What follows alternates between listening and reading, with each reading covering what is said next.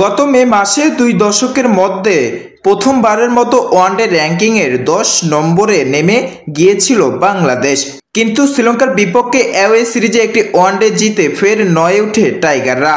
কিন্তু জায়গা ধরে রাখতে পারল না বাংলাদেশ। টানা টি-20 খেলার মধ্য থাকা টাইগারদের ওয়ানডেতে অবনতি হলো ফের। সোমবার ১১ আগস্ট হালনাগাদকৃত ওয়ানডে র্যাঙ্কিংয়ের এক ধাপ অবনতি হয়েছে বাংলাদেশের। ৯ থেকে ফের ১০-এ নেমে গেছে মেহেদী হাসান মিরাজের দল।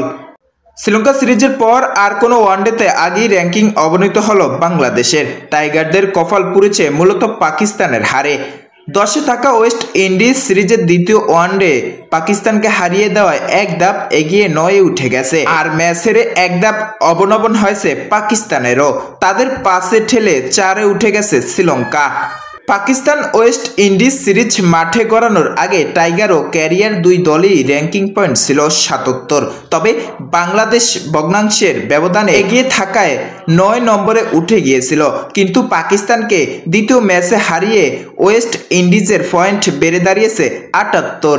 ফলে ৯-এ উঠে গেছে তারা। সিরিজের শেষ ম্যাচে হেরে গেলেও টাইগারদের চেয়ে এগিয়ে থাকবে ক্যারিবীয়রা। এদিকে ওয়েস্ট ইন্ডিজের বিপক্ষে হেরে ১০২ রেটিং পয়েন্ট নিয়ে ৫-এ নেমে গেছে পাকিস্তান। ১ পয়েন্ট বেশি নিয়ে ৪-এ উঠেছে শ্রীলঙ্কা। শীর্ষ ৩-এ নেই কোনো পরিবর্তন।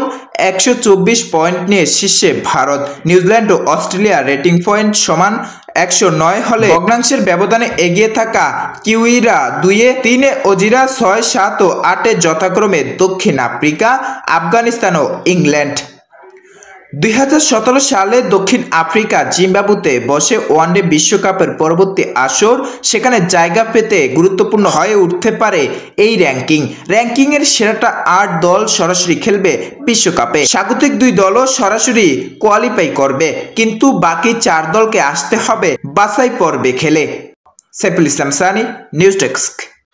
আসসালামু আলাইকুম। আজকের এই স্পোর্টস নিউজটি যদি ভালো লাগে থাকে অবশ্যই আমাদের চ্যানেলটি সাবস্ক্রাইব করে পাশে থাকা যে বেল আইকনটি রয়েছে বেল আইকনটি অল করে দেবেন, যাতে নিত্য নতুন স্পোর্টস নিউজগুলো আপলোড দেওয়ার সাথে সাথে আপনাদের কাছে নোটিফিকেশনগুলো চলে যায়।